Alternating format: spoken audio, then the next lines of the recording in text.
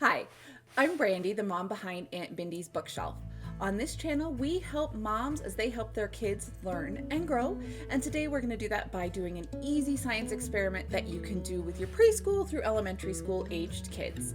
Let's talk about osmosis and make some eggs bounce. The idea of osmosis, the concept that particles in a solution move across a membrane to balance out, can be weird to explain to kids. It can be really hard to explain. They can't see the molecules move, and the idea that nature would just naturally balance itself out is weird, right? So let's blow that concept up into something that kids can see and touch to make it a little bit easier to explain. I'm going to go through the experiment first and how we'll do that, and then I'll talk about the science behind it. I'm also going to put chapters into this video, so if you want to come back and watch the science part with your kids, you can absolutely do that, or if you need to find one particular day, it'll be easy to do. All the chapters will be in the description. Just a reminder that all of my science and craft videos are tied into a picture book. In this case, that picture book is After the Fall. If you are looking to make a fun unit out of this, read the book, do the science, do the craft. I will go ahead and link that craft here. If you are homeschooling or supplementing and want to make a much more hearty unit, I do math and language arts activity packs related to all the books that I do. I will link those in the description below. All right, let's do some science. Here's what we need for our experiment. We need some vinegar, just plain white vinegar is fine. Water, just tap water.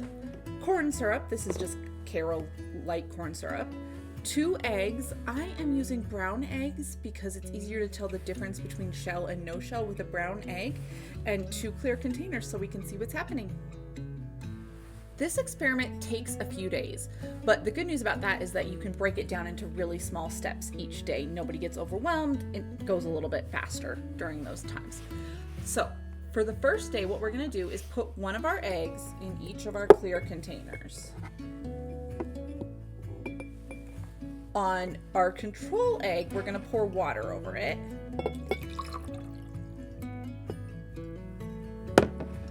And for our experiment egg, we're going to go ahead and pour vinegar over the top of it.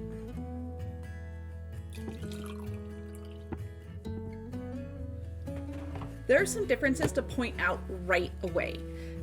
If you look at this egg, it's bubbling. It has instantly reacted, the shell has instantly reacted with the acid in the vinegar. If you want to explore acids and bases a little bit more, I did a whole video on that. It's super fun. We blow things up. I will go ahead and link that for you too.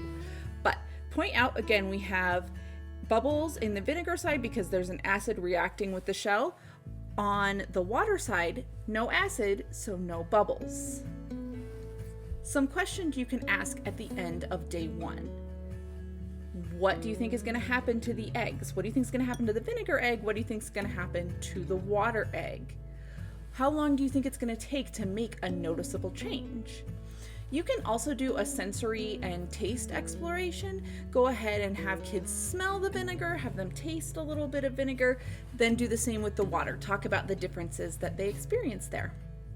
So we have let our eggs sit in their respective solutions overnight, the water and the vinegar.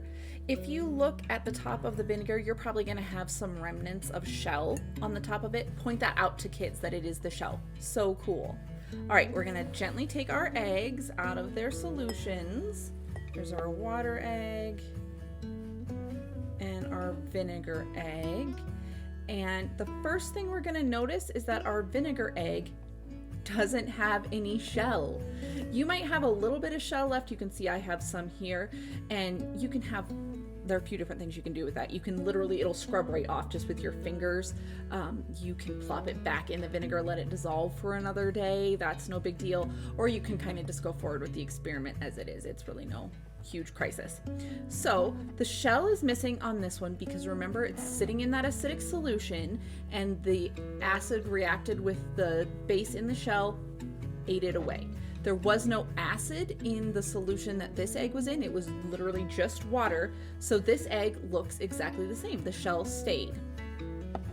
Let's really explore this egg. Go ahead and have kids touch it. What does it feel like? It feels a little bit rubbery and weird. Have kids smell it. What does it smell like? Shine a light through that egg. What are the parts you can see? You should be able to see the yolk. You might be able to see some of the proteins that are holding that yolk in place.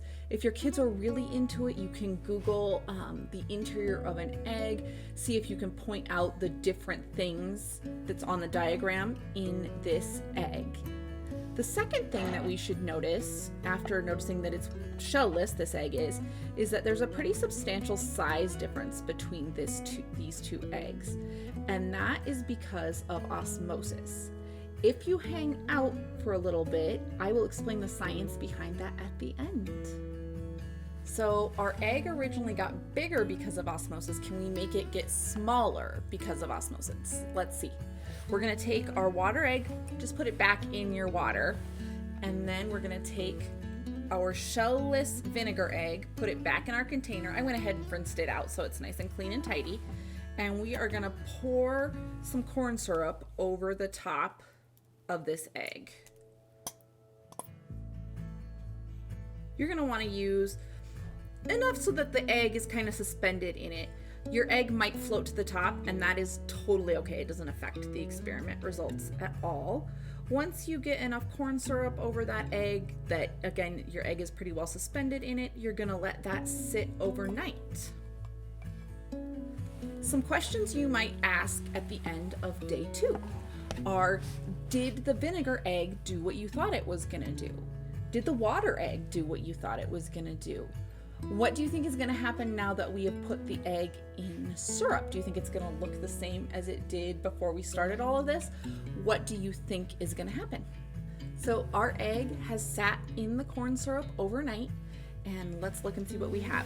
We have actually 2 layers in this cup right here. One is the water that pulled out of the egg, and one is the corn syrup. Go ahead and pull your egg out. Now it's gonna be sticky, and you will probably want to rinse it off before you do a real exploration here. But look how much smaller it got, and it's kind of wrinkly and yellow. This egg is feeling sad.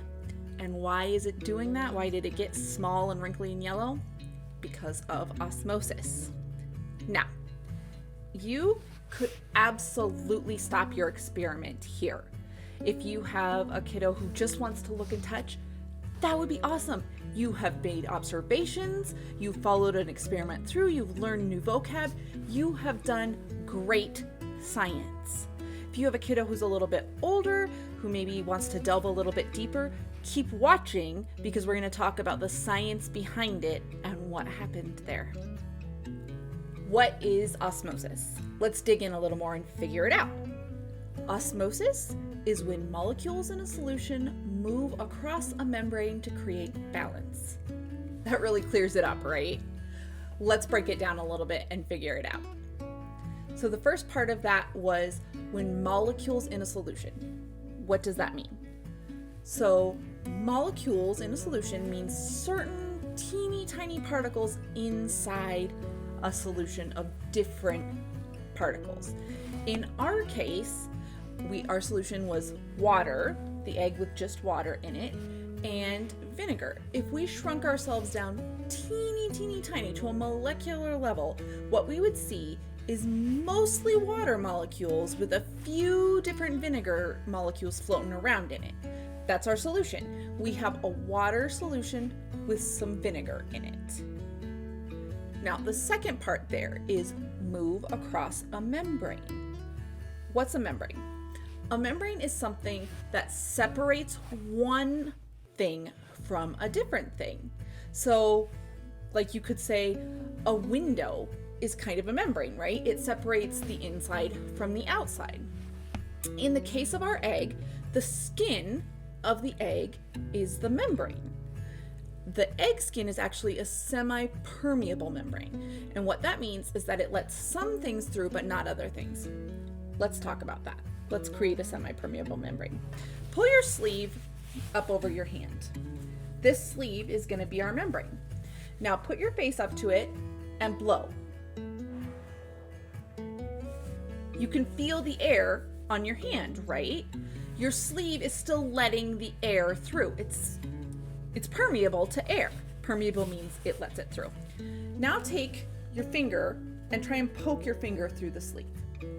You can feel it on your hand, but your finger isn't going through the sleeve, right? That's because your finger is too big to get through that membrane. So this is a semi-permeable membrane. It lets some things through, but not others. In the case of our experiment, the egg skin was semi-permeable. It let water through, but not those proteins that were inside, the egg yolk and the egg white. Too big to come across. So it let the water through one way, but not the egg yolk and egg white the other way. Third part, final thing, to create balance. So, have you ever had to divide candy up, like a bag of candy? And you get it all in two piles, and you're dividing with like your cousin, your brother, your sister, whatever. You get it into two piles. And a grown-up comes through and says, whoa, whoa, whoa, whoa, whoa, whoa. That is not fair. This pile is way bigger than this pile. And they move some stuff across, right? They even out those piles. So think of Mother Nature like a grown-up who is evening out those piles. All right, so that explains what osmosis is, but how did it change the size of our egg? Let's talk about it. The first thing we did was put our egg into vinegar, and two things happened when we put it in the vinegar. The first thing is that the hard outer shell disappeared, right? The acid in the vinegar ate it away. The second thing is that our egg got substantially bigger, and here's how osmosis did that. We talked about how vinegar is mostly just water with a few little bits of vinegar in it, right? And the inside of the egg is mostly like, it's yolk and white. It's mostly protein with very little water in it. So Mother Nature comes along and she looks at the way the water has been divided. The water molecules have been divided. And she says, oh my gosh, this pile over here outside of the egg is so much bigger. It has so much more water molecules in it. Inside of the egg has very few water molecules. Let's make that even. So those water molecules move across that semi-permeable membrane to even things out. We want an even balance of water on the outside of the egg and on the inside of the egg. But the protein, the egg yolk and the egg white that's inside that egg is too big. It can't move across that membrane. It's too heavy. So the proteins, the egg white and the egg yolk stay in, but the water keeps moving across, keeps moving into that egg. The egg gets bigger and bigger and bigger because it's only gaining things. It's not losing anything. Then, for the next part, we put our egg, our big, fat, chunky egg, into corn syrup. Now, corn syrup is mostly sugar and very little water. Mother Nature comes along again after we've dropped that egg in there and says, whoa, whoa, whoa, there's way more water inside this egg than there is outside of the egg. We have to balance that out. That's not fair. So that water moves across the membrane again. It moves out of the egg and into the corn syrup. It makes it so that there's way more water in the corn syrup than there had been before. That's how come we ended up with two layers, right? We had a water layer and a corn syrup layer below. And it shrinks down that egg because the water that had been forced into it earlier all left. And the skin is wrinkly and gross and smaller than it was before. So, osmosis is when molecules in a solution move across a membrane to create balance. Thanks for coming along as we experimented with our eggs. Now, if you liked this, if you learned something, if your kids had fun, if you had fun, go ahead and subscribe, because remember, I have a whole playlist filled with picture book inspired science experiments. I release a new science experiment video every month. And go ahead, read the book, do the science, do the craft, make some connections.